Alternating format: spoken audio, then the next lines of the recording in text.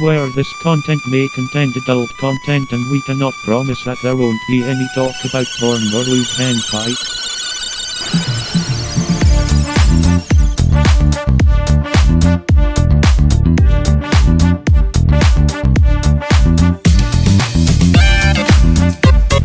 Hello and welcome to another episode of Casual Master Quest. I am your host for the episode, Nick. You are. Joined by my lovely co-hosts Tyler and Glenn. How are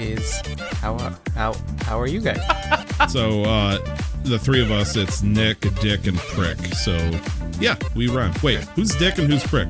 I'm Dick. Yeah. You're Dick? Yeah, that seems about right. So that makes me Prick. All right. Hi, I'm Prick. You can check me at 2x Prick. 2x Prick. Also known as the Title second of my win. sex tape. And mine's 2x Dick. 2x Dick. Oh, man. Have you seen I like mine better. the story about the guy, Prick, about the Dick, guy that had Nick.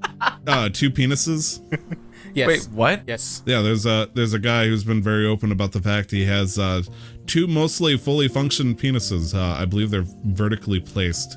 Two streams? Yeah. Yep. I believe he's Got a said splitter. that a split. Yeah, he has to actively avoid not crossing him, otherwise he causes an atomic charge that blows up the entire bathroom. Yep. And Glenn is losing it. Oh, great. I will leave you guys to explore that. Anybody who is unfamiliar with this at your own leisure, because we're gonna go into a lot of penises today, but this is the one we're not gonna go into, I think. Aww. This is a video game podcast. Yeah. I was gonna say, I thought this was the lewd episode. My bad. So let's get started with how everybody's weeks have been.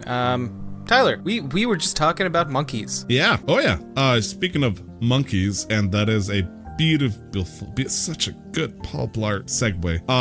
I've been grinding a couple of shows I've been really getting into, and for different but also kind of themed style to the episode. So the first one is Code Monkeys, which for anybody who doesn't know is a early 2000s was on cable through G4.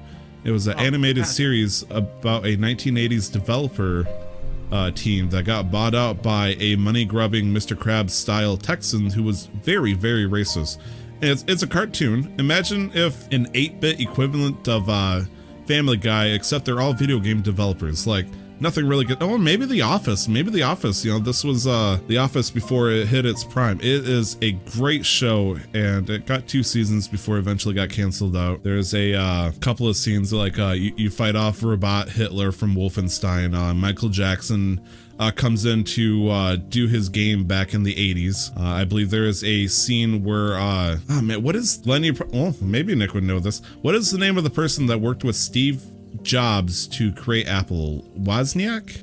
Yes. I think Steve Wozniak. I believe he was the original owner of this company, and he sold it off. And it's very raunchy. It's definitely best viewed within its decade, if you will, right. Because as I told Nick here before, it would not survive the scrutiny of 2019. Right, but like for The what Office it is, yeah. I mean, to be fair, like a lot of the early Family Guy, actually, I mean South Park, they still don't care. Yeah. And I feel like the same people made Code Monkeys. It would probably be the same style thing, but it would get torn apart so bad. But yeah, I've been watching that, and then I've been watching Goblin Slayer, which is a very well done light novel / manga / anime. After And the first Glenn, episode, hey. it was too much. The first episode, that was too much for me to see. So Glenn is well aware of what happened here. So I was watching or searching for hentai in X video, as one normally does on a Tuesday morning. Right. And I come across an interesting title, and I click on it, and I immediately get scarred for fucking life, as Glenn could probably imagine, because it was a clip on this porn site of the first episode of Goblin Slayer, which is a group of adventurers going into a cave. A bunch of happy-go-to level 1 characters. We're new adventurers. Let's go kill some goblins. Let's kill some goblins. And it's like, oh, we're completely unprepared for fucking goblins. These goblins are crafty. And I looked this up in the wiki to help explain why the fuck this happens after this. Long story short, the party loses to the goblins. And it turns out goblins in this this manga universe, if you want to call it that, they're all male, and the only way they can reproduce is through the females of other species. You can see where this is leading. No, I can't. Please explain, Tyler. There's a lot of bad things that happen. And all the other ones are alive. It's not even like they pull her off and like, it's like, hey, we're still fighting. She's on the ground. And then you're just like, okay. Wow, okay, shit. Like, it does such a fucking mind shock to you that I'm guessing at least 90% of the people that have no idea what the show is about and watch the first episode doesn't get the second, episode 2. Oh. I don't even think they finish episode 1. It's like, they can just, no, thank you, NTY. What's weird is because as far as I gotten so far, there's only been one other scene that, came close, but it's like 20% of the shock that happens in that first episode. Right. Like, the first episode looks like it's legitimate. It looks like it's legitimate hentai in the beginning. And it's like, no, whoever did this, just want to let you know, these goblins are, they're not here to play soccer with you or football. Goddamn. But the character itself, the actual player that plays this Goblin Slayer, I am in love with the way he handles things. He is straight to the point. He has one job and one job only, and that is to slay the yeah, I gotta say, it slays the shit out of the goblins. He has like a 20 in wisdom whenever it comes to goblin information, but his charisma is not that all. No. His intelligence is actually pretty good. It's like Kratos, except instead of gods, it's goblins, and that's all he wants to do is kill goblins, and he does it, by God. And it's been an interesting like D&D style experience, Nick, except for the first episode. Beware. Right. Yeah, I'm sorry that I did that immediately. I'm sorry. No, it's because I like the show too. I really do. I've seen it before. It's just the first episode that episode 2+, the anime is great. The first one is something that you need to like halfway into it. You just need to have a cigarette first, just to like, all right, we're about to fucking do this. Like, this is the world we're in. Yeah. It's kind of upsetting that I found that on a porn site because it's an actual anime that actually doesn't show sex or anything like that, or it doesn't show. The less than savory equivalents of subject tied with sex. Goddamn. But yeah, great anime after like the first 20 minutes of the first episode. Oh, fuck. Anyways, other than that, I've definitely not watched any other porn. Oh, wait, yes, I did. PlayStation Virtual Reality, PSVR. Have you heard of it? No, never My heard wife of is it. playing it right now. Wait, who is? My wife in the other room. Oh, cool. Playing Moss. I'm gonna say she's watching it right now. She's watching the stream on PSVR, which is a thing you can do, and it's great.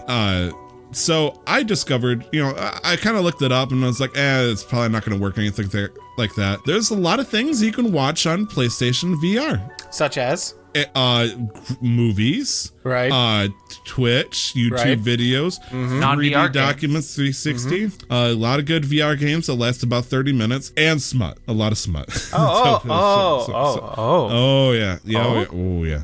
So it turns out Sony has actually updated their media player like a year or so ago to where it will be able to fully functionally play porn. But for obvious reasons, they didn't point this out. They let people figure this out. Right, of course. And it was like the Japanese people kind of did like a silent nod, like the Texas Ranger nod. And so I decided to give it a shot. And as it turns out, not as good as I thought. I was kind of getting into it, all pun intended. But I think it's because trying to find a free version of a high quality VR video of that kind is a bit questionable, and there's like certain hoops that you have to jump through and stuff. And honestly, if someone I'm not the kind of person that would ever walk into an adult video store and get that kind of stuff. It's just not for me.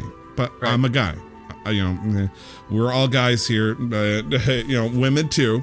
Women do their thing too. We don't have to make a big fireworks show over it. And I decided I wanted to see if it was a thing for science, and as it turns out, it is.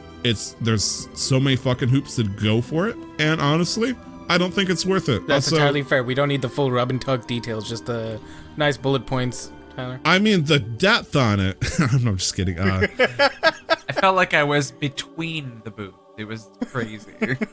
You just have to hire like a person to turn it into 4D, and then they'll just fucking beat your face with pillows, squirt water on you, whatever, just to add to the immersive. They're doing Foley work for your VR. Oh my god. It's funny because I'm the guy that before I got married, I would try to flirt with somebody, but the moment they flirt back, I would clam right back up. You're like, wait, shit, this is not how it's supposed to work. You're supposed to be disgusted and run away. Why is this working? And so when I try to say something that is fairly correlated to depraved filth, and then you guys kind of go along with it, I'm like, my morality compass is suddenly pointing the opposite direction. Goodbye. It's 2019. We embrace all kinks, Tyler. Okay, fair enough. Speaking of PlayStation VR, Glenn, you're talking about your wife is playing Moss. How is it? I don't know. I'm gonna find out today. It's got really good reviews. Part of the reason we got that. What is Moss? It's a video game where you're playing in like. Really? It's a PlayStation VR specific video, but it's been out since the PlayStation VR came out because it came out in the package that comes with Astrobot, which is another very well-reviewed VR game. Astrobot is fantastic, right? It's so good. But yeah, apparently it's that same sort of like semi-VR thing where you're like following on a track and you can kind of look around at stuff and like you're just kind of following in kind of like a third-person perspective, following this little mouse on his adventures.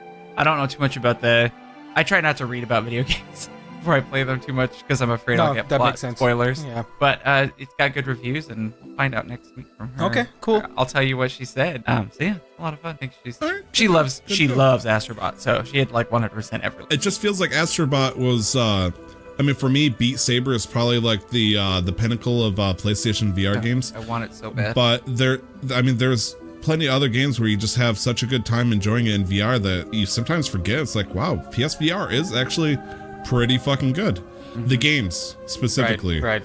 It's been of a large majority agreement that PlayStation VR is the weakest of the headsets. Oh yeah. But also the only like games, $300. True, very true. The games, however, that have been developed and lined up for it are top notch compared to like exclusively for other things like the HTC Vive and the Oculus and all that. It just seems like they've had such good banger games specifically for the PSVR. Right. I still think VR is a gimmick, but we're not going to get into that whole debacle. Gimmick that double dick? No, I truly think VR is a gimmick, but don't worry about me. Glenn, I know you've also been watching some anime this week. Yeah. I've been getting, like, the last couple weeks, been getting back into Dragon Ball Super. Right. Because I don't have, like, a paid subscription to anything. I have to wait for the stuff to come out on the Funimation app. Okay. Do we need to talk? Oh man, and I need to be like a you family guys talk plan for because Crunchyroll or something. I still plan on catching up with the whole Dragon Ball thing eventually. So I mean, I know he's Dragon never Ball gonna all the way up. All the way. I've the never whole Dragon because Ball thing. I know, like, listen, Lordy, I know Lordy. he's gonna fight, win some, and then when he loses, he's just gonna get super pissed, go off, do some training, and come back halfway through the fight, kind of lose, and then be like, oh wait, I forgot about this power. Click, and then all of a sudden he's gonna win. I know that's the roughly like the kind of like general theme to all the fights with Goku specifically. I don't know about the other ones, but the other characters, you know, they don't matter. It's just Goku and I mean, I feel like there's been a lot of spotlight shown to like Vegeta and Gohan specifically, especially in like the early like Dragon Ball Gohan Z was the specifically. Pinnacle. He was my favorite character. I know Vegeta like mellows out eventually and he like succumbs to married life, but he still wants to fight. That's Goku's power, is his ability to change evil. I'll say Goku does that too, friends. exactly. Yeah, Piccolo is a part of the group now. Like, Tien. I did read the first like kind of like big arc where he had to fight Piccolo at the tournament. Piccolo, God I Piccolo. think that's the end of Dragon Ball, the original Dragon Ball. Yeah. So I'm familiar up to there, and I was just reading the manga for that. But I do want to watch the shows. I just know that there's one part that I really don't want to watch, but I'm gonna have to watch it, where he's just charging up a huge like thing for like 6 episodes. Yeah, just like 6 Just episodes. watch Dragon Ball Z Kai. That's all I know that he like does. any anime is they're always trying to work through the, especially some of the older filler. ones. Yeah. Yeah, Dragon Ball Z Kai is a lot like Full Metal Brotherhood or Full Metal Alchemist Brotherhood. They cut out all the filler. The good version. The good stuff. Well, I mean, I say the good version, but it's like Dragon Ball Z Kai cut out the episode where Piccolo gets his driver's license instead of flying, and so it's like, did they cut out like there? the See, good I stuff? can appreciate some of the gag fillers. Like I have an issue with fillers in general, but if a filler is well done and you don't feel like it's too kind of like just to buy time, then I'm usually okay with them. But then that was the issue with Naruto, where it's purely just to buy time because they didn't want to wait for a little bit. But before we get on to that, fucked up with Naruto. Like, I love I'm pretty Naruto, sure but there's so much between filler. like 50 and 100 episodes of nothing but pure filler. And it's so upsetting like, because Naruto and Shippuden, like 50 to 100 each. Like, it's just, there's guides online that tell you not to watch 10 episodes in a row. I didn't know that. So one dark, basement in the summer, I proceeded to watch all the Naruto because I knew there was like 50 episodes of Shippuden out for me at the time. So I was rushing as fast as I can. I was not aware I could skip all that shit. And the only redeeming factor that I got out of it was watching Hinata improve herself as a fighter in one of those filler arcs. One. Yeah. The other issue with the Naruto fillers is that a lot of the characters will demonstrate newfound powers in those filler arcs, but then they'll never get to use it in the main storyline because they're not canon. Yeah. So you'll just never see like this cool ability that the writers thought up, but then they can't put it in because it'll break continuity of the actual story. But anyways, before we dissect the issues between manga and anime, what else has been going on with your week, Glenn? Just a lot of stuff with Casualmized Request with we recorded a couple days ago for our first D&D session, which will be coming out probably mid next week. Talked about that. You suddenly sounded quiet there for a second. Is there a reason for that? I have no idea why. I'm talking to the Okay. mic. Yeah. It's some reason like you rotated like half an inch and suddenly you lost like 30% volume. That's just also this microphone.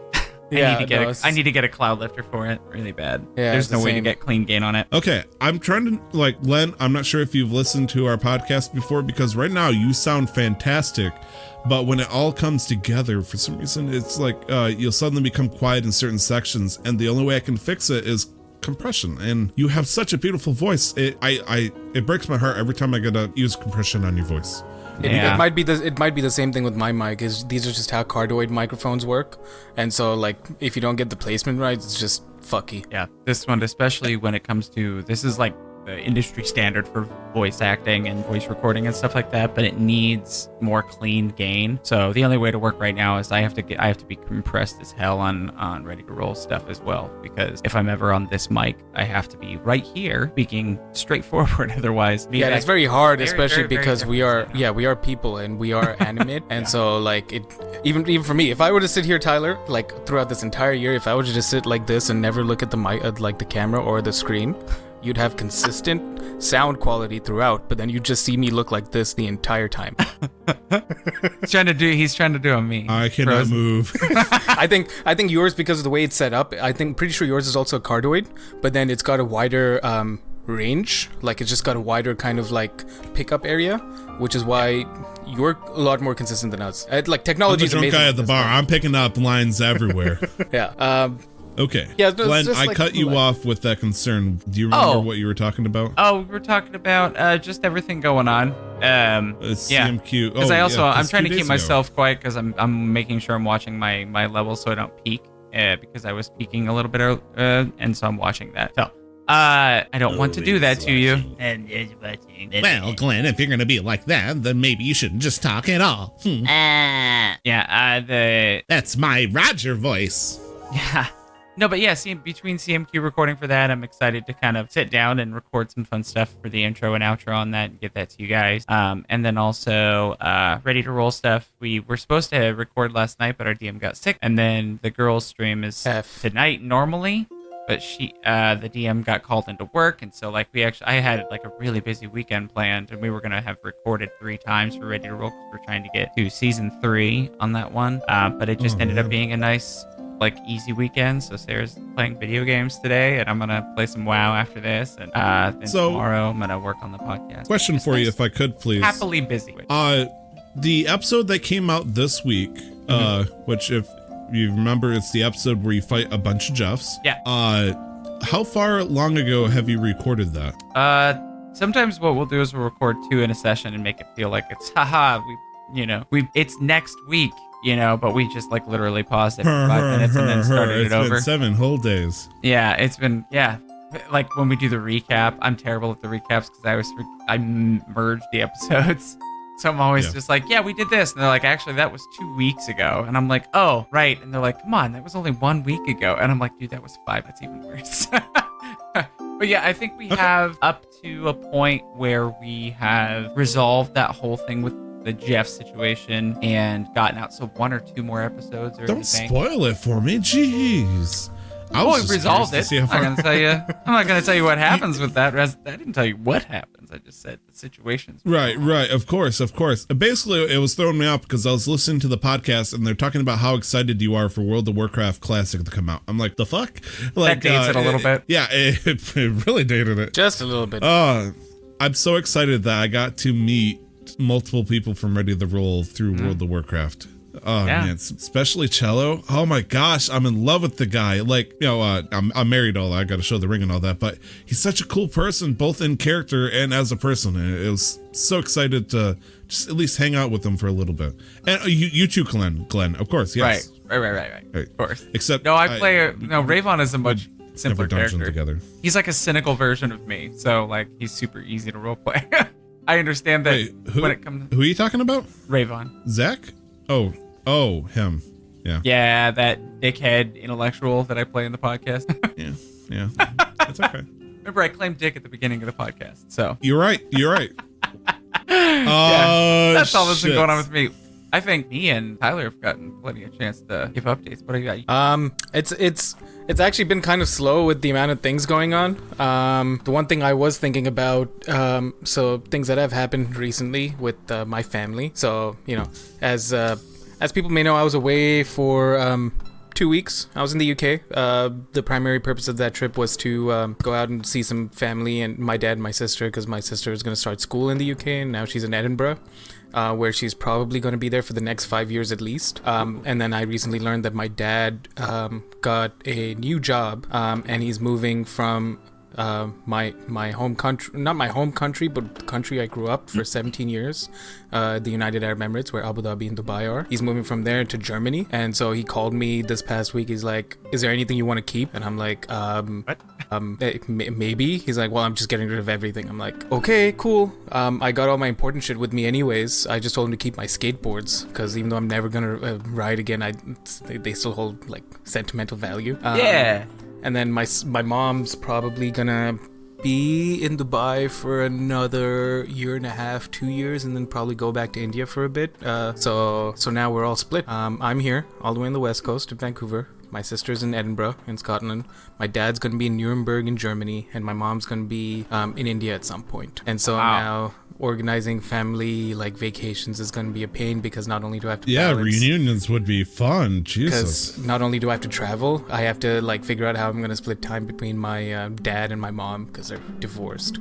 So it just adds a whole layer of complexity to everything, and it's great because everybody's kind of like finally like getting on with their lives, because as I don't know how to phrase this specifically. Like, as a parent, it's not that your life comes to a standstill, but I guess you get limited on things that you can do. And now that, like, you know, your kids have like moved on, you finally have more time to yourself to figure out your things, right? So, right, like the last child, the daughter, has been kicked out of the nest. Yeah. And so, what better way to show that you're now independent again by going to the same country that they went to on the other part of the world?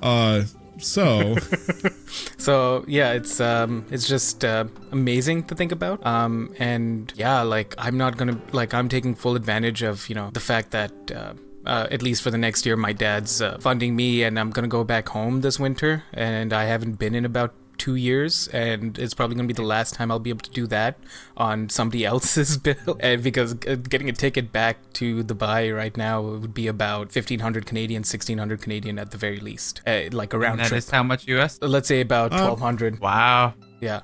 Yeah, it's a little pricey. Yeah, it's not easy.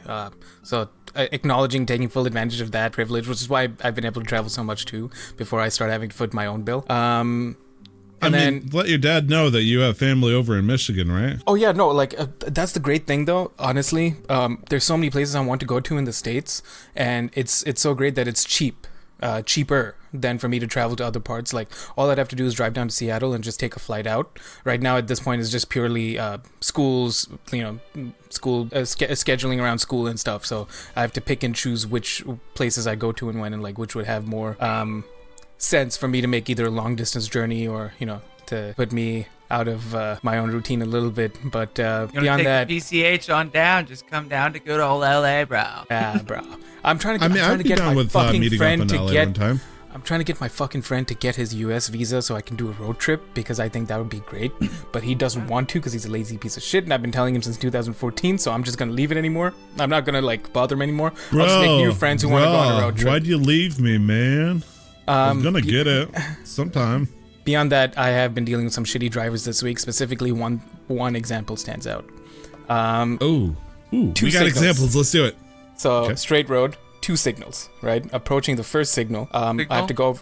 Are you signaling traffic left or light? right? No, sorry, traffic. Oh, light. okay. Yeah. Okay.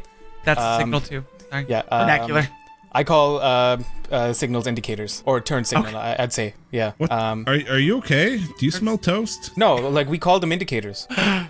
Okay. You're indicating which direction you're gonna Yeah, go. exactly. Yeah. It, Indicating, signaling, it's all synonymous. so I'm okay with anyways, this. Why are we stuck on this? traffic lights, right? 2 traffic lights. Indicate you to keep straight road. going. I'm approaching the first traffic light. I go over a speed bump. As soon as I come over the speed bump, dude on the right lane cuts into my lane in the rain. On a wet road where we're doing about, I don't know how much we're doing, but it's close enough and fast enough where if I hadn't seen him do that, or if he did it even just a tad bit slower, we would have hit. So obviously, I honk, right? Yeah. And then... Hey, watch out. Yeah, the traffic light goes red. When it goes green, he takes off at like 5 miles an hour because I honked at him for being a fucking idiot. Thanks for almost killing us. I'm gonna honk at you so you're more aware. Now you're gonna be a dick to me. Him and I both had to turn left at the second traffic light, and he would just go at like 5-7 miles an hour. And I couldn't because the moment if I go around him, the moment I pull up level with him, he's gonna speed up. You just know that that's the kind of person he is. And it's just not worth the risk in the rain of me just like fucking flooring it and going around. So I just have to sit there seething in my rage as I follow him up, turn left at this traffic light, go up into the parking complex, see who the motherfucker is when I park, and then just let it go as soon as I'm out of my car because it's not worth it. Negativity doesn't do anything for your life. It sucks As being Jim the bigger Carrey- person sometimes. Yeah. Jim Carrey said this in one of his comedy shows, and I bring it up every time you talk about your road rage. There's a reason why you keep a gun in your glove compartment, you know? Thank God we're in Canada. So we are a video game podcast. Also, I have road rage problems too. Just so you know. Yeah, no, We We also can been- twinsies rage on that someday. You know, it's been long enough a minute. Yeah, this is a video game podcast. this is a video isn't game it? podcast. Fuck it, they Tyler, like us, so I- they wouldn't stick around. I have to deal with my landlord. He said it's an emergency. So we're gonna use this opportunity to talk about WoW Classic, which I do nothing about. So Tyler, Glenn, tell us about WoW. Oh, I haven't touched WoW this week, so no, I'm just kidding. Anyways, so Nick, I do have a couple of questions I'm gonna pose at you right now. I'm just kidding. I was like, you're not being real, are you? Shit. You know what? Since we're pausing for time, I'm gonna say fuck the host and continue talking about the in real life segment because you and I needed to talk about computers. Uh-huh. You see, I'm trying to get a computer I inherited from my grandma to get set up, and because it's been a real piece of shit. But it sounds like you have the worst shorter stick of the deal. I think so. I don't know yet. It's about as extensive as you guys see because it only ever happens like right before I'm about to record for CMQ. So it's so random when it decides to act up and there seems to be no reason. And nothing I do helps it. It just like works itself out. And I'm like, so why am I here? Great. I've had so many similar situations happen with like audio and microphone drivers. Like I'll hop in ready to do the thing and all of a sudden it's like, they can't hear me. Yeah, it's like, what the fuck is going on? I can't tell if you're fucking with me or not. I'm messing with Okay, you are totally fucking. Why would you fuck? I told you I'm gullible. Like, so oh God, it's really you happening. Do the same it's thing my right nightmare back realize. at me. I accept this. You do it at me, I'll just roll with it.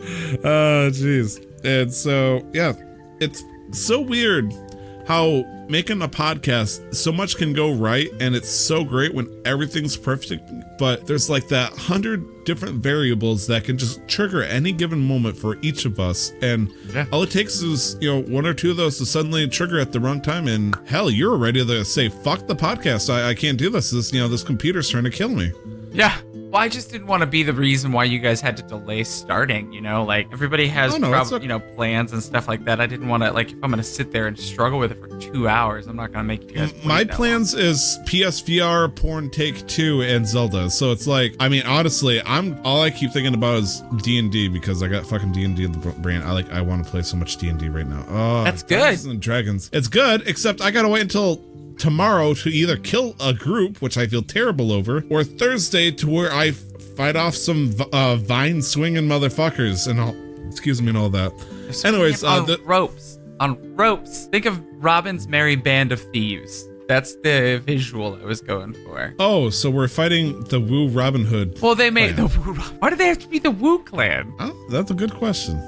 Everything, it's like the Woo Tarzan clan. It's the Woo Robin just make sure Hood we're on clan. the same page here. Have you heard of the Wu-Tang clan? Yes, I absolutely have heard of the Wu-Tang clan. Okay, I wasn't sure. I'm sorry, you were born in the 60s, sir. I was not. I was born.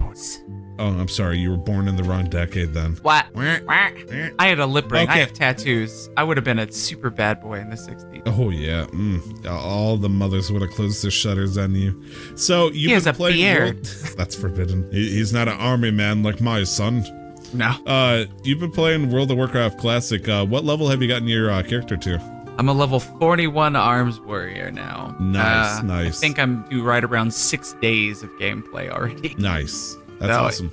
Yeah, it's really, really fun. I found part of it is that I needed to install some mods to make the game a little more enjoyable. I'm used to more modern games, so I think the only one that's active right now is Questy, but that's all I needed to make it a lot that's easier. nice. The classic looking for group, if you don't have guildies with you, is nice. I have a damage rating chart so I can tell if I'm doing okay with the group or if I need to step it up, senpai, which... it's nice to see numbers, especially when you're at the top of those numbers. Right, absolutely. Right now, I slow down a lot in World of Warcraft Classic because I hit level 30, which means I can effectively do the Scarlet Monastery Graveyard up until I get 35. Problem is, though, most of the other wings are level 35 based. Mm-hmm. And so that means it's mostly graveyard, and the time that I'm playing, the early in the morning or early afternoon, early in afternoon is like prime time for finding a dungeon group, but then my wife comes home and then she looks at me and I look at her and I go, okay, I'll get off. And between 3 and 6 a.m. Eastern Standard isn't exactly the prime spot to find a group. Yeah. And Glenn, I'm sure you understand this. Trying as an Alliance member, trying to get to the Scarlet Monastery is a daunting ass task. The worst part about Scarlet Monastery is getting to Scarlet Monastery.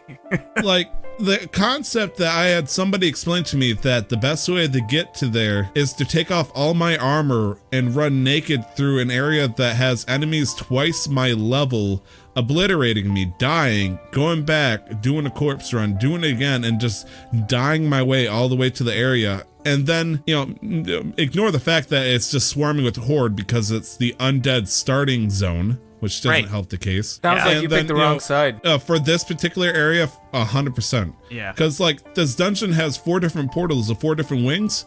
It's super horde based. There's a bunch of hordes in there. So the only place you can sit at in comfort is hiding by yourself in one of these dungeons that's instanced away from the horde. Right. So yeah, you have to get through a level 50 questing area, go past the undead capital city, and then you get camped by horde that murder you as you try to enter each instance. Right. Yeah. It's a pain in the ass. So I don't know if I mentioned this last week. I might have, but I'm not a WoW player. But then what I did enjoy watching was people do like the raids. So Magma Core was the one I was watching. One of the streamers I watch all the time play, and then he got. For the people who are interested, he means Molten Core. Molten Core. Back to the entertaining segment. Thank you for correcting me. And then, so he got, the streamer that I was watching, he plays an enhanced shaman. Enhancement shaman, yep. Yeah, so it wasn't the best for that raid, I've learned. But then he did get the, what was it called? The Eye of Sulfurus to drop. Nice, holy shit. So he's working on getting all his Sulfurum Glenn is excited, but he's confused because he doesn't know what he should be excited for. The Eye of Sulfurus got like a 0.1 drop rate or something? 0.3%. Yes, it is a legendary item. Because that's the item, that's the building block to get you the Hand of Rag. Glenn, you've seen green, you've seen blue, you've seen purple occasionally. I've seen one purple in the want to sell in the trade chat one. There's one step above that we're talking about like between 5% of all players in the entire world will ever get, and it's called a legendary level item, and that item, one of them dropped from this raid. And basically you take a very high level two-handed mace, you combine it with this legendary item, and it turns it into a two-handed legendary weapon. It's called the Hand of Subverse, I believe it's called. Hand of Ragnaros. I'm working. Subverse Hand of Ragnaros. I'm pretty sure it's a sulfurous hammer that you have to take to like combine. Yeah, like a sulfuron hammer or something like that. It's a real bitch just to get that fucking hammer. So right now he's trying to get world's first Hand of Rag in WoW Classic because he's pretty sure Glenn is getting horny for legendary stuff suddenly. He's trying to figure out if he can get basically, I've been told that it's one of those weapons. I'm just trying to get a horse, man. If you're Alliance and if you're anything and if you see anybody running at you with a Hand of Rag, you run or you just give up. Yeah. You damn right you run. I don't You see a glowing orange hammer? Yeah, you bet your ass. Here's the same raid that he got the Crown of Sorrows, I think it's called, and the Eye of Sulfurous to drop. So he's had some, for lack of a better term, streamer loot. Yeah, I bet. My thing. Yes. I'm in a PvP server and I found out that I don't like PvP. You want to switch servers? I like playing with friends, but apparently you can't transfer your character off of a server. So there's nothing I can do about it, and I've put 6 days of time into this character, and you say like, oh, if they come at you with this item, you just give up. Well, like, my thing is, almost every single time I get killed by somebody while I'm questing or something, or even if I'm in a party and they decide to gank us or whatever, we're killing ads, and we're all at below half health, and they are all skulls to us, which means that they're all 10 levels higher. Right. So I don't even /dance or laugh or cry. I /tap because if I didn't mean you, I meant them. They /dance. Oh, like, no, I /tap because die. it's taking them so long to kill me, even though they're 10 levels higher, that I have time to type /tap. So, like, that's my biggest problem with the game right now, is that there is no penalty for just murdering greys. What's the point, dude? I don't want to be that guy. Honestly, I really don't. But it is PvP. Yeah, I'm waiting for the words. Get good. Fucking no, not say get it, Nick. good. Like, I will cut you. You can't get good. That's frustrating. I would be frustrated too. But then that's the whole point of a PvP server. So like, I understand the frustration.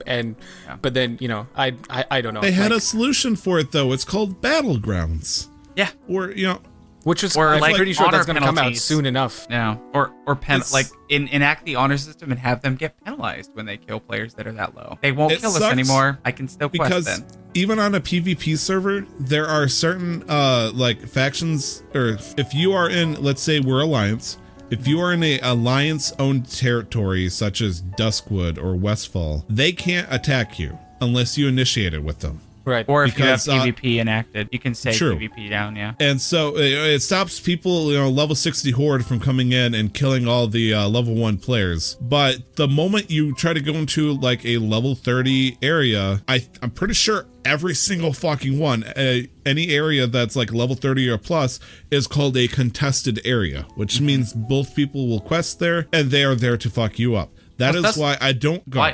I was going to say, I experienced something in Duskwood where they, like 30 level 60 horde guys just came into Duskwood and murdered everybody, including all of the NPCs. And they just stayed there for like 2 hours, killing everybody they saw. Because there was nothing to stop that. Like, I'm sorry, I understand. I understand that it's a PvP game. I understand. Oh no, that's asshole behavior regardless. Yeah. Exactly. Like it's one of those things that like the guys at WoW, Blizzard, they got to go. This is making the game unenjoyable for a large portion of our people. Like I can understand, like going in on one raid, like we killed everybody. We're gonna move on to the next area. Like okay, cool. Then we leave. It's not. But then like just camping corpses and just not making the game playable to anybody. I don't think that's cool. Yeah. So that's I think the balance to my argument. Like sure, it's a PvP server, so you should be okay with shit like that happening, but if they're just gonna troll you and just fucking sit on your corpse and not let you actually play the game, nah, they can get fucked.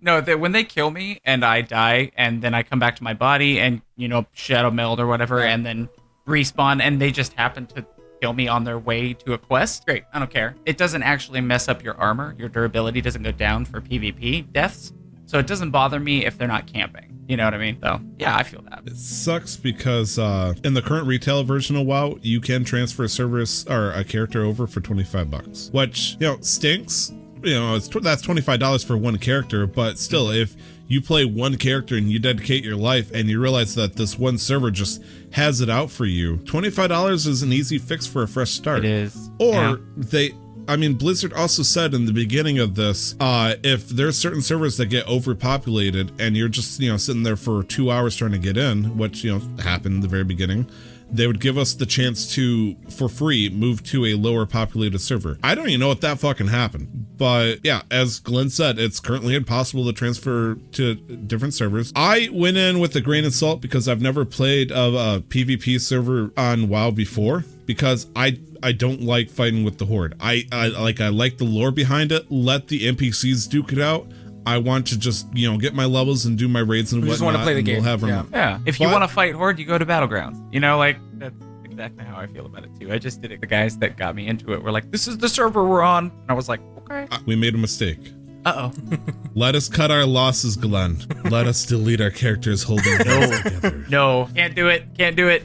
I'm less than 10 gold away from my fucking mount Tiger, and I will not be denied my mount. I'm so close. How about a different idea then? Okay. You and I have talked about it once this happens, so it's going to have to happen sooner or later. We're going to eventually make our characters together, the ones that, you know, we're going to play together in our off time. Yeah. Let's make it on a different server. Okay. How about that? Do it on a PvP. We can do whatever. PvE? PvE, yes. There it PvE, is. for the love of God. We just talked about this. How about PvE RP, where we gotta role play as our characters? I don't know. That feels I like swing my musky night elf arms with this sword and it plunges deep. I would be a Kyle the whole time. I would just be like, "You guys are idiots." Yo, what's up, dude? I don't know. I'm a DM and like a huge D&D nerd, and I don't know if I could just keep the character. I'm just kidding. I would never do that. Have you heard of I'm God, just here to slay trying to kobold remember. and fuck pussy, bitch. I'm all out of cobalt. Anyway, shit. I'm trying to remember. There's a term where it's like there's sexual roleplay I've seen before in WoW, and it scared me so much. WoW? Oh yeah. Yeah. Oh yeah. How do you sexually roleplay in WoW? There's not even a way to like touch other characters. I mean, you just gotta look. It's you just need a hyperactive imagination, and you just need to sit on your hand long enough where it goes numb. That's all you gotta do. Make it into a Stranger Things. So Glenn, did you know that if you type /me and then you could type out a full sentence, you know how people colors it. Like, this character laughs, period. This person, tells a joke. You can like do that person and say, narration. this person ooh-woos at your bulging plate mail and reaches forward. You can customize your / emotes. Oh. Yeah. And so you can imagine 2005 virgins hiding under the bridge in Lakeshire. 2005 virgins? That's a lot of virgins, Tyler. Where'd you find them?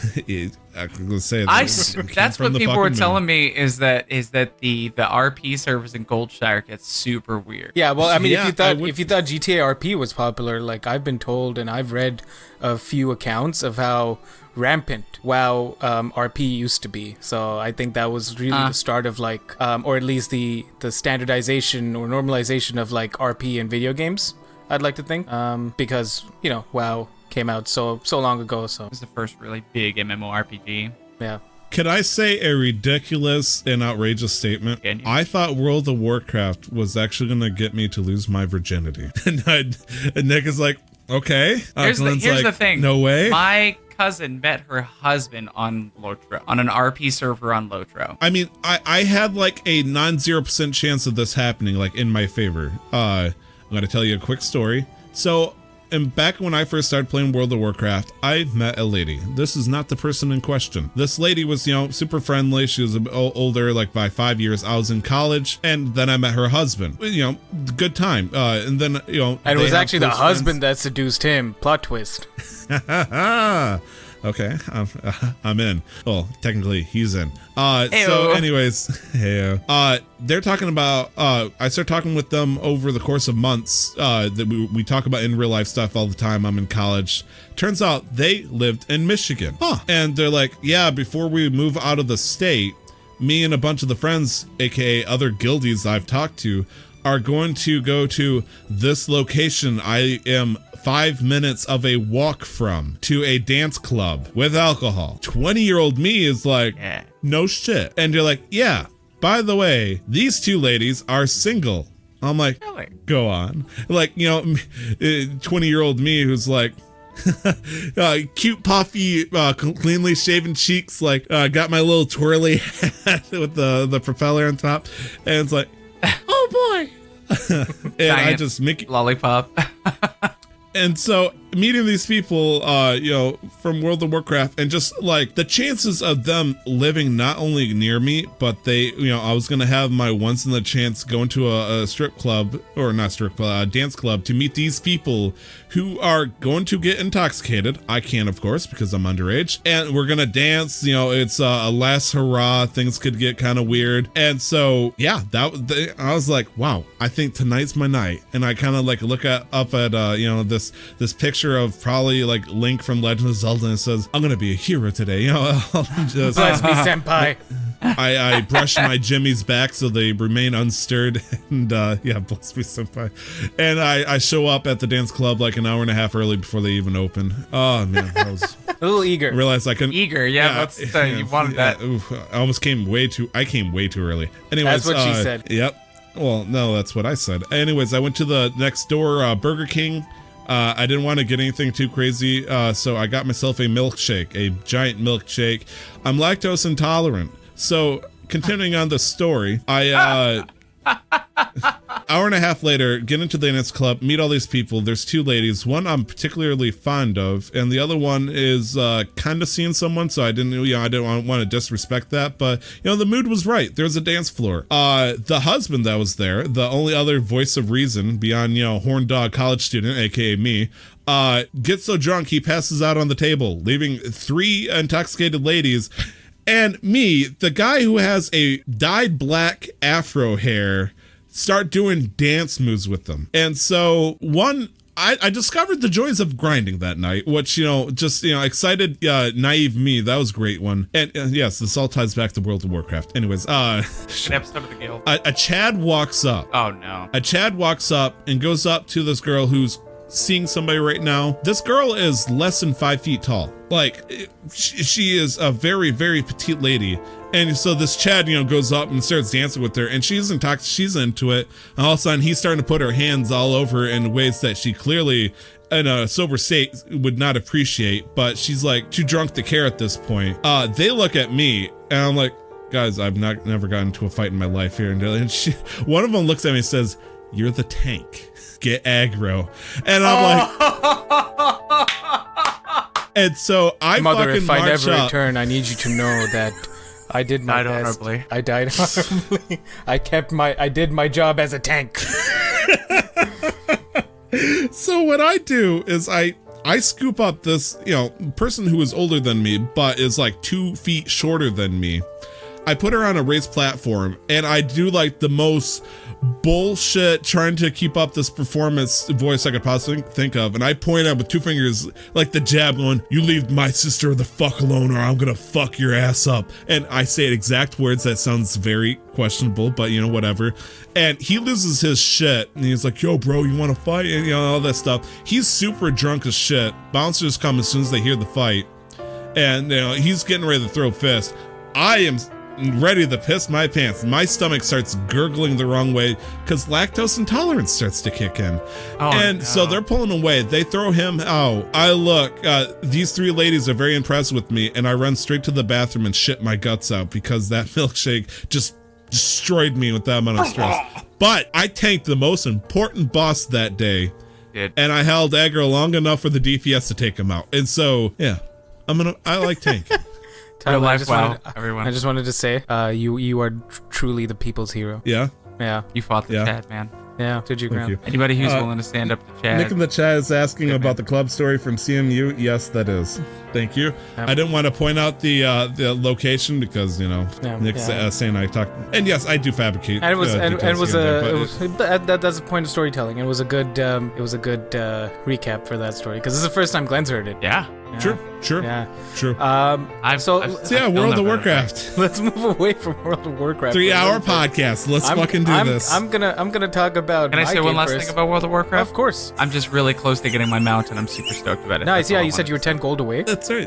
So good. 90 Yeah. gold? Holy shit. 10 do you gold. have professions? No, he's at 90 gold. It's 100 gold. So Nice. he's No. I need 90 because I'm honored in Darnassus, so it only costs. Oh, so you're at 80 gold. You were 82 or 83, yeah. So less than 10, super close, so close. So yeah, I'm gonna talk about the one new game I played this week. Tyler, you managed to stop by for a little bit.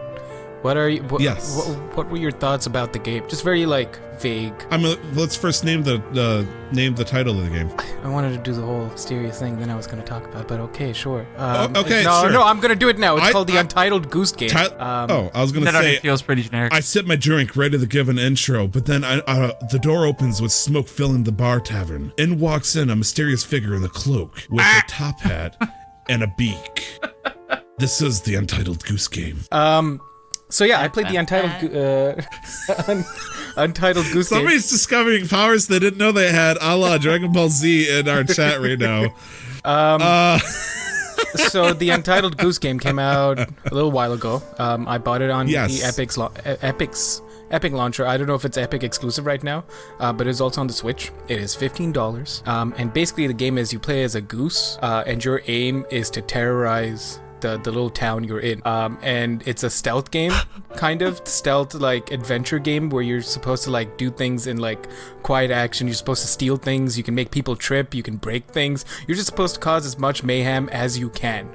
And it Weirdest game I've ever heard. it honestly, Tyler, where I stopped last night, I was about, I think, 80 to 90% done with the game already. But for $15, I've had so much fun. It's only a couple of hours long, but then after that, it goes into time challenges where they make the same things that you do. You play the game again, but it's New Game Plus, so there's a lot more things on the to-do list because you get a to-do list for each area. And then there's also beyond that, there's another super time challenge or something. I just looked at the breakdown of the game and not on how to solve the puzzles because that's cheating, and I had fun solving the puzzles, and Chad was really helpful with solving some of the puzzles. But yeah, one of the things, I'm only going to talk about this because I don't want to give away too much for the game if anybody wants to pick it up, but basically you have to in one of the areas there's a boy who's just walking around playing with his airplane, toy airplane. Is that what they call it nowadays? So you can, while he's playing with the airplane, if you're quiet enough, you can sneak up, untie his shoelaces, honk at him because he gets scared of you, and as he's running away, he'll trip and fall. And then you can steal his airplane, you can steal his glasses, and then you can just terrorize that poor child. It is so much fun. I do have an opening question for this. Yes. I do that in real life. Is Untitled Goose Game what Metal Gear Solid 5 Ground Zero should have been? Given that I've not played any of the Metal Gear Solid series, yes. Ground Zero is I think a $25 game that had a playtime of 45 minutes as a stealth mission, and people was are it the one very that you sour started that at a base in the rain at night? Yes. Oh, I think I got that free with my Xbox. Yeah. It was a horribly short game that was supposed to show how Metal Gear Solid 5 was going to be but people didn't expect it to be that good. It was leading to Phantom Pain, correct? Yes. Okay. It's tied directly to the Phantom Pain, and so I imagine just hearing, Goose, you need to get that child's glasses before. I'm on the case. Yeah, no, That's honestly, if if you can pick this game up, I'm on it. I truly recommend it. It's a ton of fun. You're just a goose just trying to terrorize the town. Yeah, no, because it's right now. Say that sentence again. It's I'm in a place where there's 3 games that have come out or are coming out that I want to play, and I can really only afford 2 of them. So there's Gears 5, there's Link's Awakening, and there's Shadowkeep. And you know I'm getting Shadowkeep because that's Destiny 2. That's the next DLC, and that's October 1st. And so now it's between Gears 5 or Link's Awakening, and I still haven't decided there. So I'm like, while I'm deciding on that, let's pick up this game that's $15. Also on the Epic Store, you can pick up there's 6 free Batman games you can pick up. You can get up the entire Arkham series if you want it for free entirely, along with 3 others. Nice. So make sure you guys get on that. Yeah, even if you just add it to your library and don't download it right that's what now, I've done. I've got worth it. Celeste on my library. I've got Slime Rancher, picked up Moonlighter, Untitled Goose Game, but that wasn't for free. But yeah, no, Epic Store. Fuck your whole bullshit thing about having more launchers. These are free games, and a lot of these are good quality games. Just fucking, just and a take lot it of down a like notch. indie developers and stuff like Yeah, that just too. fucking and the developers get more money, and you know what? It's good for everybody. Just fucking shove that pride away and just do it. So that's the Untitled Goose Game. Tyler. Yes. You've been playing a game. Hell yeah. Here it's trash. Oh yeah, I've been playing a little game called Minecraft Tekkit. Of course he did that. Of course I did that. Okay. Let me put give the us final give us a nail. progress report on your factory. Yeah. I mean, if you want to look at the general chat of the Casual Master Quest Discord, I posted pictures in very, very glorious detail. Yes, I did see the updates. So give us a little bit of for the listeners keeping up with the Minecraft factory that you're running. What are some of the changes since last time? So we talked about before about how I was working on a second high voltage solar array, which is the single block where the first one can take up to 128 hours to get. Right. Thanks to the power of the UU matter I was talking about, the item that you can turn into anything essentially. And now it's kind of like exponentially decreasing the amount of time between each time I get a HV solar array as Glenn's eyes cross looking at these pictures. It's becoming quicker and quicker to make these, but it's hitting the point to where I have to look at myself and say, what's the point of this? But I have little pet projects I've been working on here and there. I moved my Tesla tower to cover the town and all that stuff. I've finished up my 4th high voltage solar array, which is not only more than enough to power my stuff without me like interacting with it. So if I just left the server up, one day I'm going to come back and I'm going to make 20 of these suckers like in 2 months. Right. If I tell my wife to leave it running, but I honestly don't think I am, because it's kind of like making a utopia with one person in it, and so it's like that. Look at all this wealth I have. Yes, and no one to share it with. Why did I move the Tesla tower to protect There's a houses panda that will house. forever? Yeah, that is my wife's house. I love it. All the other stuff I don't understand. No, it's okay. Like anybody who has not played the Tekkit mod or the Tekkit Lite mod of Minecraft, I mean, you see grass and trees and you recognize that, but everything else is like black magic at this point. Yeah. But yeah, I've done everything I could want to do. The last possible thing I could think of that I'd want to do is create that factory that Glenn suggested last time that would just be self-automated. But at that point, it's like, it turns it from needing one person to do something on the server to 0. And at that point, it's just a machine. It's a concept that I can go on and monitor the progress of, but it's a Minecraft tapper game. And it's like, I don't want that. I don't want it. So Minecraft kind of died out for me. I don't really want to hop on to the next mod thing that, Brandon and Amanda are going on, the next flavor of the month thing, because it's like, I feel like I kind of got left in the dust. I'm a little bitter, but such as the thing with games, because everybody I know now is like, all the games I usually play, people I usually play with are all playing WoW. So I'm kind of like, well, I guess I'll find some other games for the moment. The nice thing about Minecraft, though, is thanks to the different amount of mods and whatnot in the world, a fresh start isn't as nearly daunting, especially if you have 2 friends who are waiting to play Minecraft that you might have helped, get Minecraft. So anyways, I guess. So we're going to do the casual Minecraft quest soon? Sure, but before that, I want you to tell us about another game you've been playing. Okay, if we're gonna get into it. So I've been playing a not so little game called The Legend of Zelda Link's Awakening HD for the Nintendo Switch, or Switch Lite, because that also came out this week. It's good to see Zelda is trying to save the princess again. That's good. Zelda with his awesome sword and that's shield. bullshit on 2 different fronts, because A, fuck you, and B, there's no princess in this game to save. I know. Okay. Wait, so, is that a triggering thing for you to hear? Yeah, because it's Link, not Zelda. I love how Glenn says that. I know with the it's straightest. Link, but like I feel like he is rescuing a princess. Not in But he's Link's not- Awakening. Oh, okay. Yeah. Okay. I think he's like on his way to rescue like Princess Zelda #2 or some shit, but on his way to a second Hyrule. I really don't understand this. Like maybe he was just going across a lake or something, but no, it's an ocean. He gets hit by lightning. He gets stranded on an island and he realizes that he can't leave the island to go continue his quest to help Zelda until he wakes up a giant deity that's trapped in the egg on top of the mountain of this island, Koholint Island, known as the Windfish. And so he needs to go to different dungeons and collect instruments to wake up the Windfish. And there is, in fact, no Princess Zelda in this game. No, not in this one. So correct me if I'm wrong, Actually- Tyler, but you've probably played this game before. Twice, yes. Yes. So Nick in the chat is saying not the great Zapfish, which is a titular character in Splatoon. No, shut the fuck up, Nick, in the chat. Not you, Nick. You're doing great. Anyways, so yes, I played Link's Awakening when it originally came out for the Game Boy, and then Link's Awakening DX when it came out for the Game Boy Color. I played most of my time with Link's Awakening DX, which essentially just introduced color.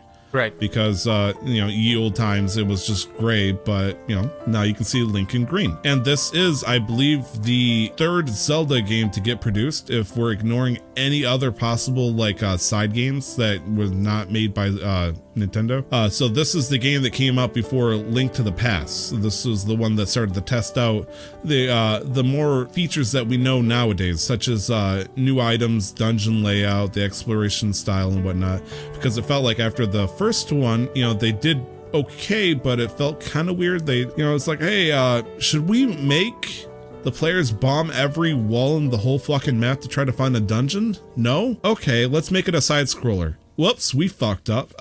So they eventually found a good prototype that is now, to Link to the Past that we all know and love, but it's still a okay game on by itself. Sorry, I was reminiscing right there. Anyways, so, sorry, Dosey in the chat's asking if it was after Link to the Past. No, I'm pretty sure it was Legend of Zelda, The Adventure of Link, A Link to the Past, and then Link's Awakening. Really? Yeah. It came out after A Link to the Past? Yes. Link to the That Past was brings up 91, Link's Awakening is 93. Let me completely turn on this game to say how shit it is then, because it doesn't make sense why they would downgrade so much shit. It didn't. It's been reskinned for 2019, right? Oh, yeah, I mean, there's a lot of solid improvements. Okay, so what's how do you feel about the art style and how's the gameplay bit? So, have you guys seen the trailer for this new release of the game? Yeah. Man, this is still throwing me off so much because I know Link to the Past came out in 1991 in November, I believe. And this game apparently came out in 1993. Wow.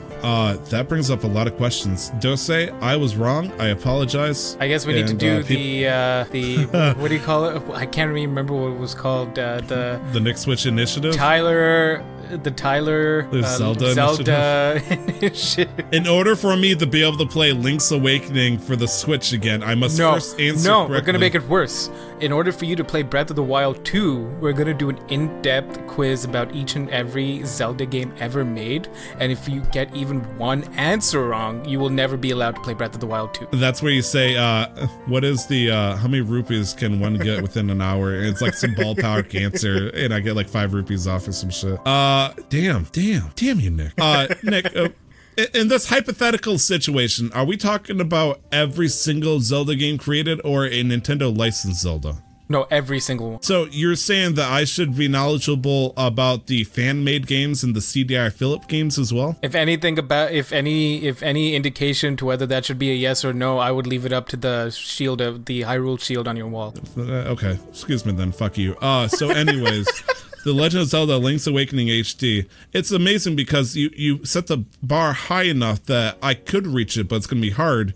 But then you just kind of took the bar off the wall, looked at me dead in the eyes, and then spear tossed it at the heavens to get trapped on Zeus's tree and say, reach up to that difficulty. And I'm like, fuck you. I would never do that to you, Tyler. Fuck Well, I mean, I like the idea of being challenged on my Zelda trivia. I was kind of excited, but then you ruined it. So anyways, Link's Awakening HD, the art style on it looks weird as shit. You get kind of excited at first because back in the day, it was like a sprite but cartoon style opening intro that in the HD version they made into an anime intro. So it's like, okay. But then everybody who's seen the trailer has already seen that the art style is pretty simplified, if you will. They made the characters look like characters from Mother, essentially. Like no actual eyes. Like Mother, if it wasn't a Super Smash Bros. Game, because this is a 3D game and that is, all sprite based. My point is, the world itself feels like a Pikmin world. It was so. It looks like so one weird. of those. One of those.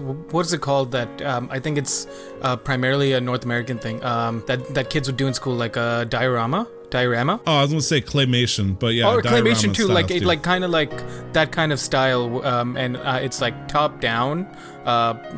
It's interesting. I think I mentioned this before. I think it's a good way of getting a younger generation into the Zelda games, reintroducing them to some of the older series with this remake, and then push forward some of the newer ones and ones that are going to come out. And it's such a cute and friendly game. It felt inviting. Problem is, though, it is in fact a game that is over 25 years old. They didn't update the dungeons or anything. They only updated the graphics and stuff for it. They've given some easier things. There's an autosave feature, for example, which is pretty nice. There's also the item select feature, which was bad back in the day, Nick. I'm not gonna lie, because you had two buttons on the Game Boy Color and the Game Boy, and you would have to decide what you had on those two buttons. It could be a sword and shield, it could be the rock's feather, it could be the bracelet to pick up items. So anytime you wanted to go from battling something and keep yourself protected, and you needed to jump over a pit something, you would have to pause, select the item, go back, and all that stuff. It was very frustrating. There's times where I just said, I'm not going to use my shield anymore, because I'd rather just continuously be able to pick up boulders or bottles to throw at enemies than, try to block shit. Right. And they did fix that by they're like, hey, Nintendo Switch has buttons, shoulder buttons, two other face buttons.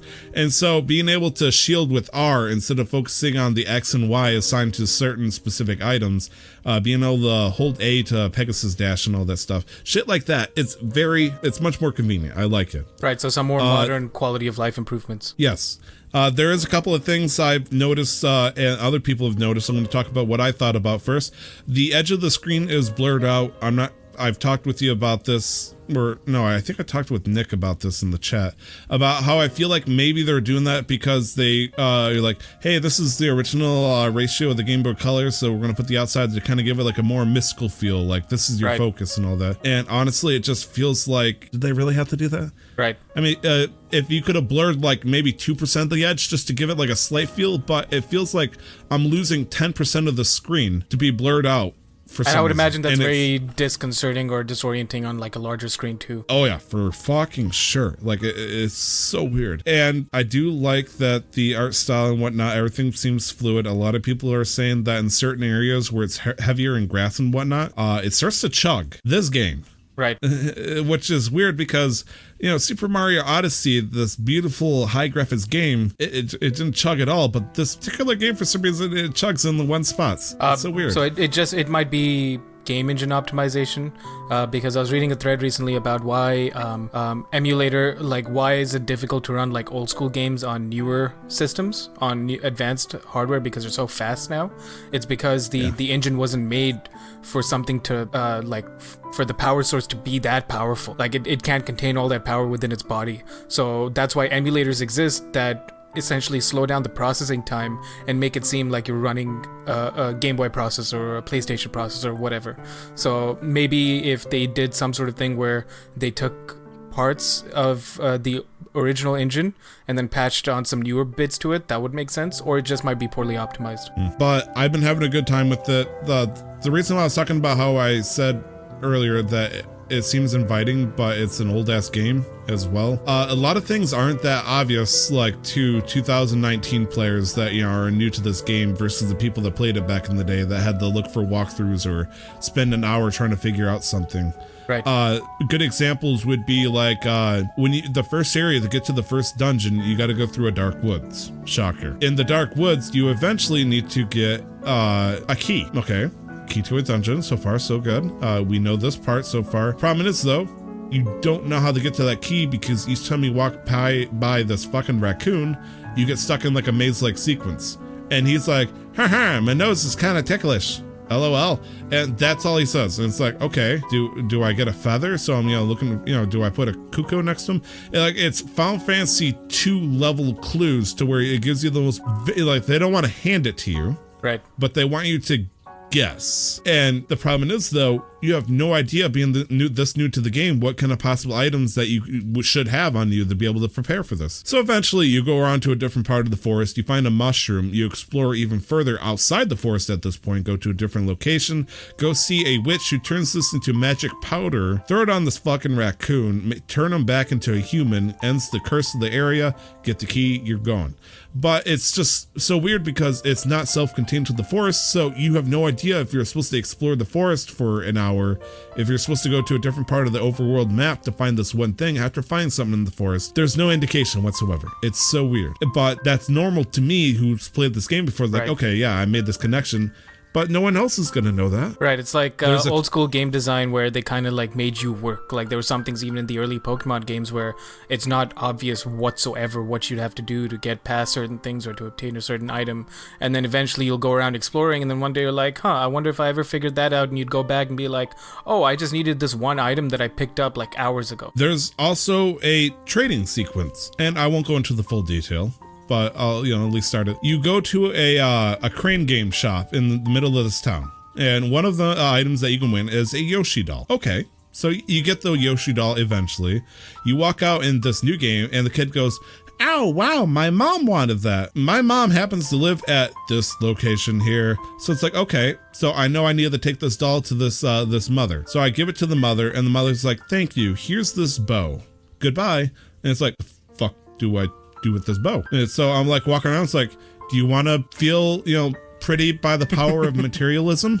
And so I'm walking around with this bow, and it's like, who the fuck wants this bow? I know where it needs to go. Right. It needs to go to this inconspicuous one little house where you talk to a Bow Wow from Mario universe and give him the bow, and then he'll give you another item to take somewhere else, and another to an area that you've never even been before unless you explore in a random direction to a person you don't even know if they would want that item, and they give you another item which you can't even use until 2/3 into the game. What the fuck? I think that's the magic of Zelda games, and I think they did a better job modernizing it with Breath of the Wild, because there are so many things like that you can do, but you'd have some sort of vague idea, or the people you're talking to would give you some sort of clue. But then because the world is so vast, they have to give you a little bit of a better clue that will give you a better understanding. And so I think it's a good idea. Like I understand what you're saying. It's hard for newer players trying to get into the series, but it's just a straight remake, and having people experience how it used to be and how games used to be at some stage, and how there's still core foundational elements that make it fun and still invoke the same feeling of playing a Legend of Zelda game is important. So it's interesting. It's interesting. Yeah. People forget that we don't start to get handheld or hand-holding in games until later in the 90s, once we get into like the 3D polygon era. After that, they start giving us more clues, and like, here's a landmark or an icon on the map, this is where you should go to. It was actually kind of rare back then to get something like that, because A, that's more work for the developers to do, and B, they thought the players wanted to have more time. This should be technically it was only a 10-hour game, but let's make it a 40 because you actually don't know what to do. You got to explore the world that we made for you. Right. Glenn, the look you've been having is a bartender who's been cleaning a dirty glass for the past 15 minutes, listening to the conversation of two drunk men, and you're trying to make sense of it, and you got a kind of idea, but you have nothing to say on it. Yeah, what do you have to say on it? I mean, the only experience I have with Zelda is watching my dad play Zelda when I was, so although I never played a single game. We're gonna have to fix that soon, Tyler's gonna say. I remember I watched my friends play Majora's Mask. My buddy Dave, oh, there he goes. His friend is one of the his friend is the speedrunner. Okay. I think Majora's Mask. Really cool. Or it's one of the kind of like 64 GameCube era Zelda games. So I'd love to keep talking about Zelda for the rest of the show. I was just letting Oh you no, guys I'm not. go. Yeah, no, I'm not. I'm not. Yeah, and what I was doing honestly is reading more about some of the stuff that we're going to be talking about later. Right. I wanted to make myself because more familiar. I did want to like push us along because it has been. I think we've gone over time a little bit. But yeah, no. Link's Awakening. My only issue with it, Tyler, honestly, is the price tag. If it was a little cheaper for somebody who's not a diehard fan of Zelda, it's hard for me to digest, which is why I'm still like debating. But beyond that, I have nothing more to say. It looks like a fun game, and I'm ready to play it at some point. But we will. I only let one tear fall out when I heard that.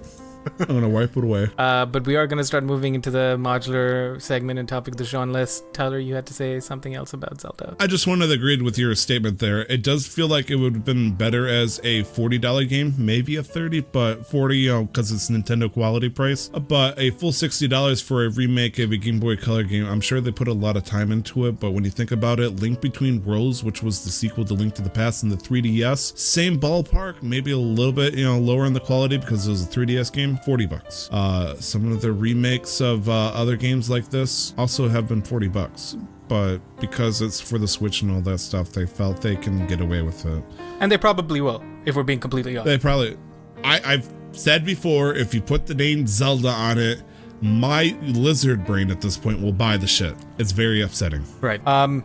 So we have something exciting for the modular segment, something I pitched and something I think Tyler and Glenn are a little bit Tyler at least excited by. Glenn, I don't know how you feel about this yet, but I want to let's preface this. Glenn, you've played Mass Effect. You love Mass Effect. Yeah, I cosplayed. Right. Tyler, what's your experience with Mass Effect? I have never played a Mass Effect game before. Okay, so Glenn, in Mass Effect there are romance options, right? Where you and multiple partners, and they don't really do so much as give enough away, where it's kind of like how the old God of Wars used to be. Like there's just enough nudity to satisfy the regular gamer. So what if I told you about a Mass Effect style game with full-on combat, RPG elements, but the core of the game was to have sex? What? I was not paying attention until I had. It wouldn't appeal to me. I'm sure a lot of people like it. I'm sure I'm not. It's not something I would go. Ugh, who would play that? What happens if it's a two-player and it has to be your wife with you when you play?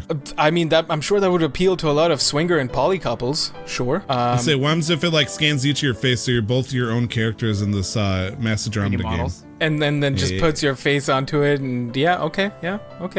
Time to find so if any video game developer companies are willing to work with us on this brilliant idea that we're trademarking right now as a verbal trademark, please reach out to casualmasterquest@gmail.com.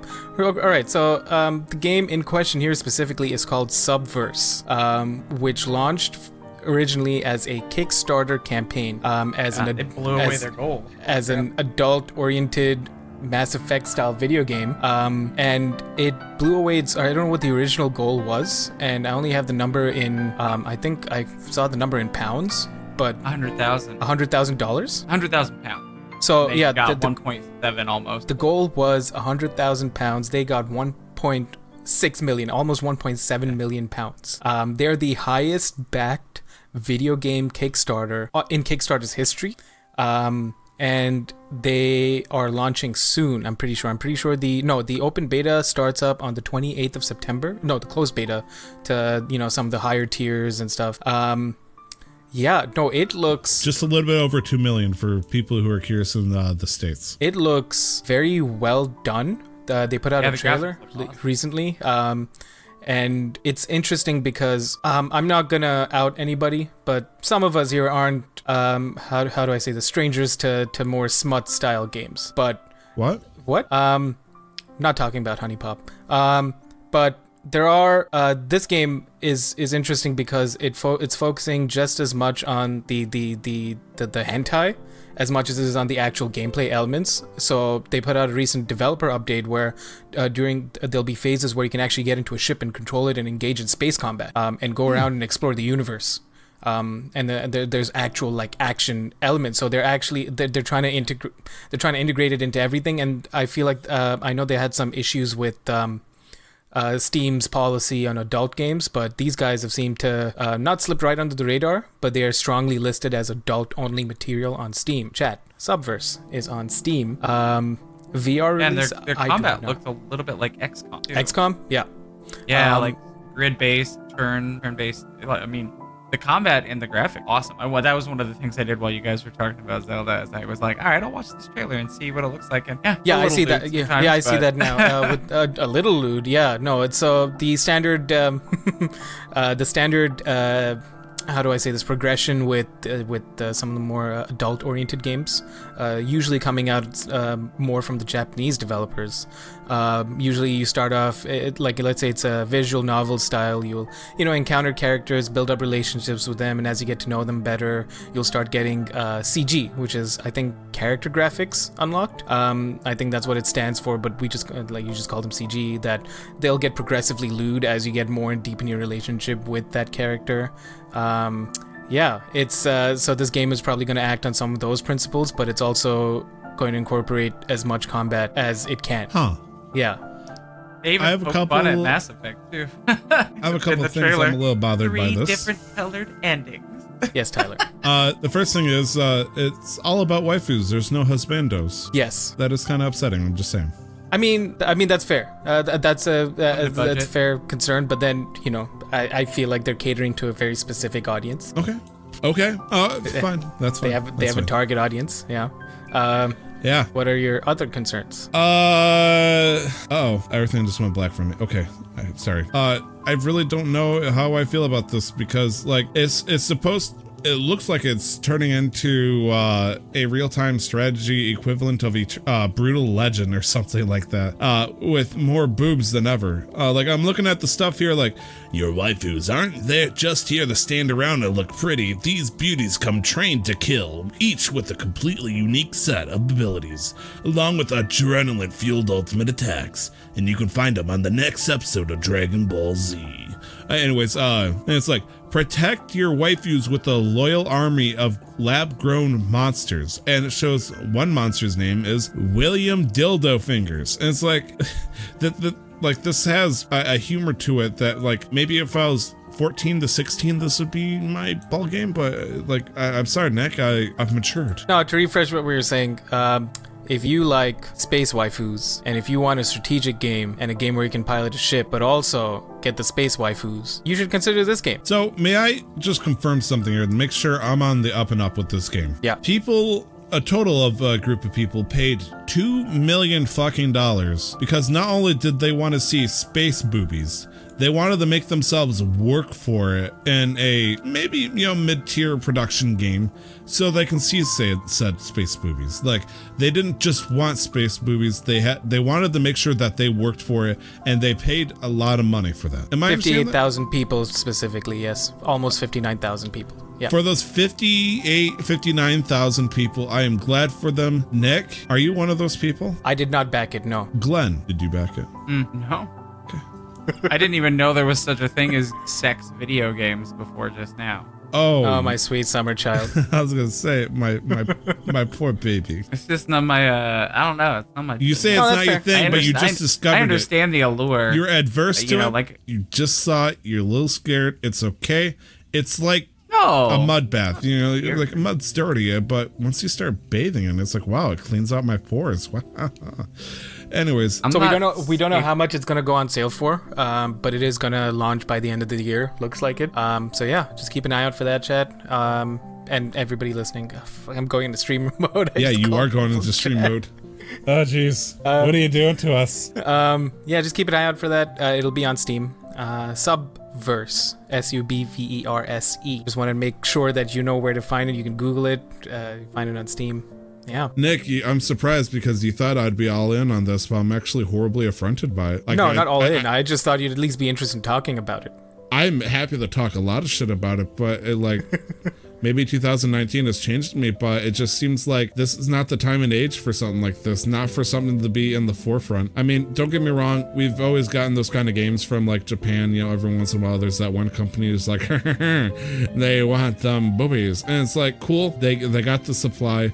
But the fact that people or a group of people have gotten 58,000 people to come out from the shadows of the basement to not only from the basement, but they also had money. That's the scarier part. And they got this shit funded. You just have to find the right places, and there's a lot more kinds of games where these came from, like full-on action RPG games focusing on the sex elements.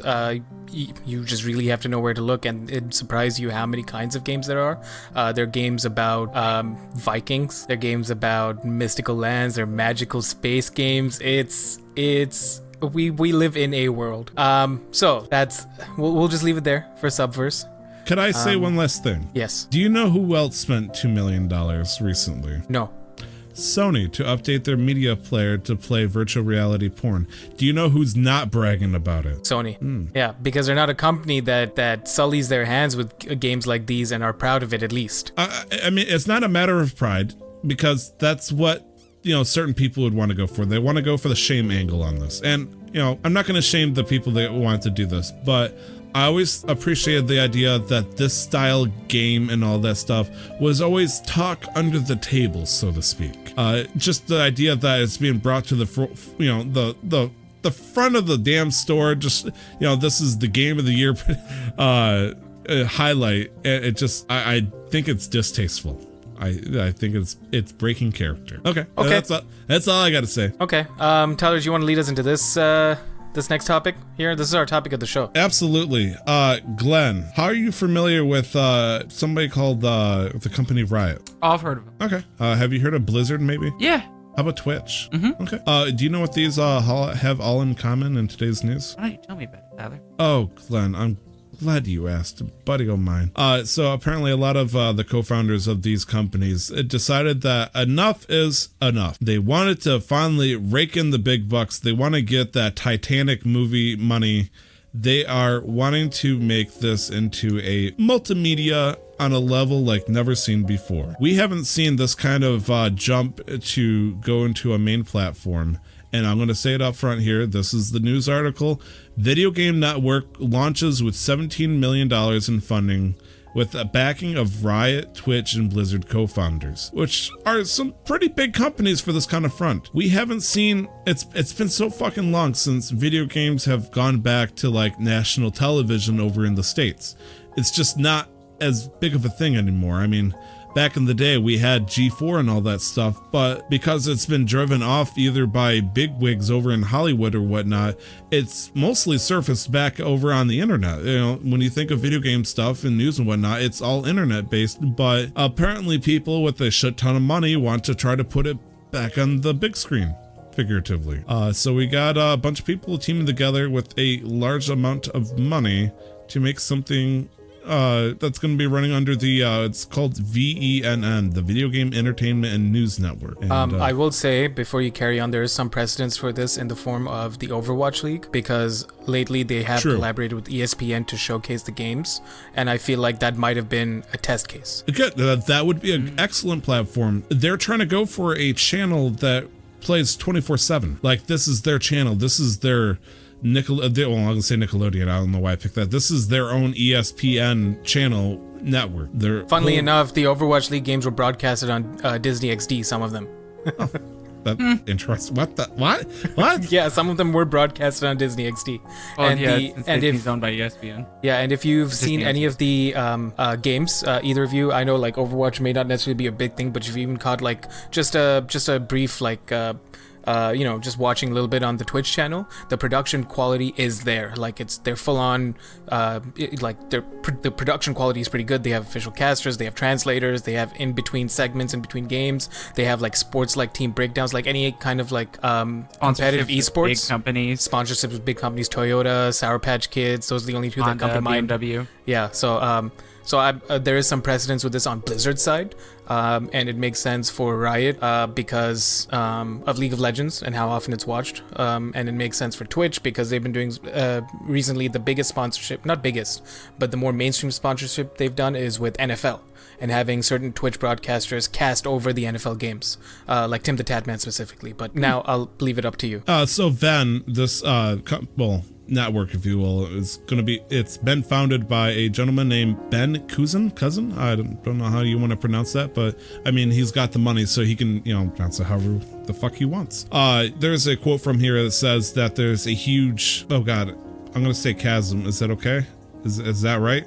I have so much trouble with silent H's. I used to call it charcoal almost my entire life up until like 3 years ago, and I got made fun of by my wife and Brandon. Chasm is correct. Okay, we're gonna start right here. Between Twitch, YouTube, and there's a chasm between Twitch and YouTube, and then ABC, ESPN, Turner, and all those kind of networks, and they want to fill that space. They have a goal of broadcasting 24/7 with over 55 hours of original gaming-focused content each week. I mean, obviously there would be some reruns here and there, but they want to guarantee at least 55 hours of new content every week that will focus around a reality series, documentaries, and other shows around streamed gameplay and whatnot. Which this could be something I'd be interested in watching.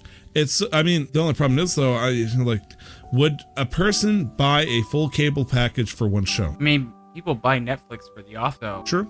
I mean, I feel like it's a little bit on a bigger scale because Sorry, I didn't mean to interrupt there, but then if the other article you linked does say that this will work on a subscription basis, like it'll be an app on desktop or mobile, and you can like pay a subscription, monthly subscription, something like Netflix or Hulu, and that's how you gain access to it. Okay, fair enough. Honestly, personally, when it comes to something like that, the answer for me, even if I only got it for League, am I gonna have to pay $30 a month? If that's the case, probably not. I'll just watch the replay, sure. Like on YouTube. But like for the most part, if they're gonna tell me, it's gonna cost me $10 a month to have access to not only League of Legends, but also get familiarized with other gaming and esport communities with a good production value and consistent broadcasting, then yeah, I mean, I think that's really, really, really cool. So something, is there price point. Any big thoughts on this? Is this something, it seems like the news has been kind of slow this week, so we picked stuff that kind of like tickled our fancy. I was about to say tickle our balls, but we've gotten enough talk like that out of the way. But not really like, holy shit, we're, into this, that it's been video games that came out this week. So when it comes to the news, it seems a little bit slower, but yeah, the idea of, finally getting our G4 equivalent back, except my only concern is G4. I'm trying to remember who made G4. G4 was an American TV channel. It was I think that's where I first saw Jessica Chobot. When G4 Media is an actual company that's apparently within part of Comcast. So it was their attempt at trying to get video games into the mainstream, if you will. That was a bit different because they were, a smaller group trying to, hit the mark here. This is big fucking money. This is a major corporation that's going to be charging in. So it feels so weird thinking that, G4 Media was the Titanic trying to make the break. Now this is a modern day cruise liner that's well over 10 times the size. It's just going to come barging in. What do you think this will do for the mainstream audience that isn't really influenced by video games right now? For a mainstream audience, I don't know, because we're still, I wouldn't say reeling or like we're still kind of like feeling the effects of having Nick is at a loss of words. If we look at the Ninja Drake thing that happened last year, right, that exposed live streaming to a whole new sector of people, and it introduced gaming to a whole new sector of people. Then we had the Fortnite World Cup this year, and then people started to realize just how much money people actually make, and what kind of money and what kind of people play these games. And so it's kind of like things are slowly changing, be it for the better or the worse. Things are changing. The only concerns I have about Ven is just how it's going to affect creators that are already on these different platforms, because a lot of them do have exclusivity for original content. So let's take Geek and Sundry as an example, right? They have their Twitch channel, they have their subscribers. Ven would need to offer them a substantial contract for them to comfortably move their channel to Ven, because they wouldn't allow it to be on both platforms. And then Twitch would have to do like a risk assessment. Is it worth like that sector that they've not monopolized, but that they have a big share of on Twitch, is worth giving that over to like off my platform, right? Meanwhile, YouTube is fucking unverifying people saying, hey, we don't recognize you anymore. They reversed on that. So they actually did that over the last 48 hours, I think. People who had their verification are going to keep their verification, and they're going to update their standards. So like anybody who's going to lose it, they're no longer losing it. So that's another conversation. But no, like there's now precedence for either brand new types of channels with people who have experience with running, you know, like Critical Role or Geek Insight, like whatever, to start up new things and get new contracts, or existing channels to move over to this new platform. But it would have to be a mutual agreement if you have all these different investors, all these big names involved, because nobody wants to lose out. It's all about what affects their bottom line. Sure. Yeah. That's true. All right.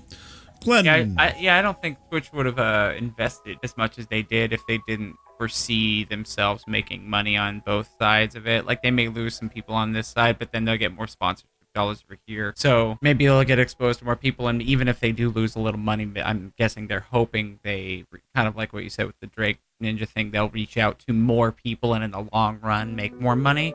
Even if they lose money on the Twitch platform, the Venn platform will start to kind of like rise up and bring more people in. So then in the long run, they'll make money. Right. It's kind of like whenever we have guests, or like with you, it's like, you're a part of this now, we're having a good time, but you also get a chance to like talk about Ready to Roll or some of the other things that you do. So like having people move over from Twitch, from YouTube, from Mix, wherever, from like, they'll be like, yeah, you know, this is what I do. And then people be like, hey, I really like this guy casting this tournament. Where can I find him? What else does he do? Yeah. Right. And I mean, I do like the idea of, like, because I think speed running and things like that is a part of the gaming community that is not necessarily highlighted enough. It takes a lot of skill to do a lot of things those people do, outside of it being a standard esport. But like, one thing he said here, he wants to turn them into more polished, produced shows. They said Twitch is thousands of streamers every day doing their thing with an enormous amount of discovery. We're looking to fundamentally go in and curate that content for core gamers and casuals. I love that. But then he goes on to say, usually have cameras where you're staring at someone's face, and they're talking about a typical broadcast, and he says there's a way to really elevate that format. And that makes me go, okay, so if I'm not chosen by you, then am I going to get left in the dust as an average affiliate streamer? Like, is this going to make this a less viable way for people to make a living? Right. You know, so there's some concerns there, because I'm not like a huge streamer. I'm an affiliate, woo, you know, but like, that doesn't mean that I'm making a living wage off of it. But like, is this going to make it so that they're going to partner with all the biggest people, and the biggest people, just like in Hollywood, like, you know, what is it? I think 1% of Hollywood make 95% of the money. It's crazy. Like, so is that going to turn into this with Twitch? And Twitch is already getting kind of a little more disparity in that, you know, and by those standards. But like, it'll be interesting to see if that's going to become a problem, you know? Right. I hope not. I'm optimistic. I think it's cool. Maybe it'll be amazing, and they'll start elevating streamers that are, you know, lower down, that they see good qualities in. They'll scout people and be like, hey, this person has qualities we like. They're only an affiliate, but let's bring them on to Venn, you know, and then people who are previously unknown are getting a chance to actually elevate their own ability as a streamer. But we'll see. I don't know. Yeah, it would be cool, I think, if they optimistic. If they opened up like applications for certain things, like if you wanted to be like a caster or like a production or whatever, they're like, if you want to be a caster, why don't you go out there, cast some tournaments, here's our permission, and then send us in that reel, kind of thing. Yeah. But I don't think that'll happen initially. I think they'll just cherry pick for the initial like run. I think that's probably what's going to happen, and then they'll start opening it up more once they see that it's viable. Yeah, they're going to start with the big one. They'll move over. All right, Nick, I think it's time. I think it's time. I think we've ranted long enough today, so gonna go on to the game releases. We've got quite a few actually this week. Starting at the top, starting September 24th, we've got Contra, Rogue Corps, PS4, Xbox One, PC, and Nintendo Switch. FIFA 20, PS4, Xbox, PC, Nintendo Switch. Standard release for this time of the year. Harvest Moon Mad Dash coming out also on the 24th on the Nintendo Switch, and to be determined on the PS4. That's kind of ominous, but okay. Have either of you played Harvest Moon before? Like any other Harvest Moon, or okay? I hear that it and I wouldn't like anybody who likes Stardew Valley. Like Stardew Valley? Yeah, that would give you like similar vibes. Not the same vibes, but you know, there. Same vein. It gets you there, but you're not gonna go right over the edge like that easily with the same. Cool. Returning back to the list, The Surge 2, which is an action role-playing game coming out 24th as well, PS4, Xbox One, and PC. Next on the list is, what is this? Mario Kart Tour. September 25th is an iOS exclusive game, so it's a mobile Mario Kart game. How do you feel about that, Tyler? I mean, my wife has an iPad, but I'm not exactly excited to play Mario Kart on a touchscreen, so hurrah! Yay! We've got The Ninja Saviors: Return of the Warriors, the North American release, September 26th, PS4 and Nintendo Switch. This is the remake of a 94 SNES game called Ninja Warriors, which is a beat 'em up style game. Side scroller? Yes. Previously, at least. I haven't seen anything from the remake. Then we've got Code Vein, September 27th, PS4, Xbox One, PC, and I feel like there was a big developer behind this. Let me just pull that up here. Bandai Namco. Yeah, just a little one. A little bit. So Code Vein coming out on the 27th. Dragon Quest XI, Echoes of an Elusive Age S, Definitive Edition, September 27th, Nintendo Switch. Take a breath, good lord. That is a wordy title. Breathe. Seriously. Anybody have any experience with Dragon Quest games? Yeah, back in the day, but we're talking there's so many different ones. I'm not even sure if they're by the same company, Dragon Quest, Dragon Warrior, and all that stuff. But I played Dragon Quest, I believe. I don't remember which one, but when it was on the Game Boy Color. Okay. But it's been a while since I've gotten my hands on a Dragon Quest for a modern day setting. I've played similar things, but not the same. One of the developers for Dragon Quest XI is Square Enix. Yep. And then finally on the list, Ori and the Blind Forest Definitive Edition, September 27th for the Nintendo Switch. This is, I believe, one of the Switch. This is one of the games that was teased or announced at E3 and earlier this year, so that's finally out. That's it for game releases for the week. We're gonna move on to This Day in Gaming for September 23rd. Did anybody find anything particular on the list? Yeah. All right. Tyler, do you want to hit us with what you found? Sure. We should start with the top ones, though, that are currently listed so we can stay chronological. I will do it. September 23rd. I wish to wish with all my heart to give you this birthday card. Happy birthday, Lego Batman, the video game. It came out, I have no idea where, in 2008, because somebody forgot to list a platform. Oh, God. Oh, yeah. I did forget to list a list. Oh, God. I don't know who to send this card to. This birthday card, happy 11th birthday. Hang on. Lego Batman came out PSP, 360, PlayStation 3, Windows, PS2, and Wii. Oh, so everybody. Okay, happy birthday, Lego Batman, on everything. United States and Canada, and this was the first release. It came out for EU and the rest of the world later on. I'm sorry, I'm having too much fun with this. So, Midway Games Inc. Did Midway Games get created in 1996? Is that what this is suggesting here? No, the company. So this was going to be a little bit of a history listing because it was a bit of a barren list for standout games. So Midway Games Incorporated was 1996 was when they were renamed as Midway Games Incorporated. They were. They used to be called WCI Games Corporation, that was merged into Atari Games Corporation, and Midway went bankrupt in 2009. Yep. But whatever assets that they had were taken over by Warner Bros. And that includes a lot of the Mortal Kombat titles. Oh, yeah. But some of the more, the old school ones. So their last game that came out was in 2015, and I believe it was a remaster of Mortal Kombat 1, 2, and 3. Or not a remaster, I think it was just a republishing of the older games. Sounds about right. Sounds like something they would do before they go kaput, but yeah. I remember this day in history, actually, when Midway was clearly going defunct and Warner Brothers swept in, got the bid for 33 mil, got almost all the assets. There's a couple that kind of got left. I believe what is the term of software that doesn't, no one really knows where it belongs to because it kind of died with the company rather than get sold off. Deadware? I don't know. I was gonna say Deadware, something like that. But there's, I don't remember any specific titles, but I remember there being some situations where it died with Midway Games, or it died with THC even after it got sold off or rebranded. It's right. Midway back in the 90s made Killer Instinct 2. They did a lot of the NBA, NHL titles. They did Quake in 98. They did The Grid in 2000. They were responsible for a lot of games, and it was just unfortunate what happened to them. But yeah, that's the little history lesson. And then, Glenn, was this you? that you listed this next one here? Yeah, just I thought it was a good one. Just because I remember playing on my OG PlayStation. I never actually got the game, but I got the demo for this game. Was this triangle boobs, like pointy boobs era? Oh yeah, this is PlayStation era for sure. Yeah. Tomb Raider: The Greatest Hits was released in the US. Yeah, it came out in '98. This one was just You going say the greatest into hits time. because if you did, I will fight you. Yeah. Tomb Raider: The Greatest Hits. No, the greatest hits. Okay, I was edition. making sure we said hits because I thought, I'm like, oh god, are we about to go? This devolved into this level of Oh, you thought we said something else? Yeah. Okay. Yeah, I did. No. This was, I think, before Platinum became what PlayStation did. Yeah, like the Platinum version of the game. All right. So that was the episode. Yep. I'm gonna do the other ones that I told you I had, but I was gonna wait till we did the chronological ones.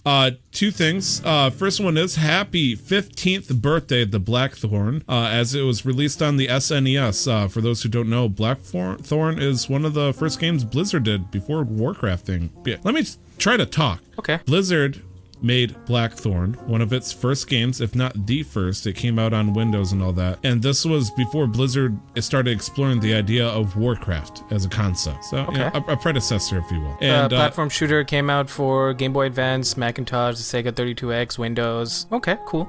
And then it came out for SNES. I know it's not it was a bit of a long shot that's here. important. I didn't know about Blackthorn, so I'm glad you pointed that out. And this came out in Japan, so maybe it shouldn't count. But happy birthday to Sonic for Sonic's CD coming out for the the Sega CD that came out. Was this the first Sonic? No, this is not Sonic the Hedgehog, the original one for the Sega Genesis. This is I mean, there's a lot of them, but this came out over in the. Oh man, it's been a while actually. I don't have the information pulled up, but yeah. I mean, important regardless, but I think because I saw the CD and I didn't see the Hedgehog or Sonic 2 or like I didn't stick out to me. So okay, cool. Yep, came out this day in 1993. So happy 26th birthday. Wow, I am fucking 26th. Yeah, no, 26th. You're I just said 26. I'll fight you. Yeah, I said you're correct, Tyler. You are correct. Then why would you say it with such a derogatory tone? Roll for your initiative. All right. No, this podcast is too long. End it. Glenn's about to shit his pants or something. I don't know what's going on Glenn, over there. Where can we find you? On Twitter at Glenn Houston. You can find me on Twitch at Razeth. His voice is getting higher and higher. I'm sorry. And you can what? Could you repeat that? I talked over you. Oh, Razeth, Glenn Houston, Twitter. Also Ready to Roll and Casual Master Quest D&D segment, which will be coming out, I think, tentatively middle of the week, probably maybe next week or the following. So yeah. Tyler, where could people find you? Just refocusing my camera. Okay. I'm assuming you said, where can we find you, Tyler? And that the answer is 2 times Tyler, one word, on Twitter. Nothing else for right now. Or you can check me out where I play as Roger, the Changeling Sorcerer, which if you guys haven't fucking figured out, we made a D&D podcast. First episode. The episode's not out yet. You can find it out on YouTube if you want to check out, our rough draft, if you will, of what's going on. It was a little crazy. It was interesting.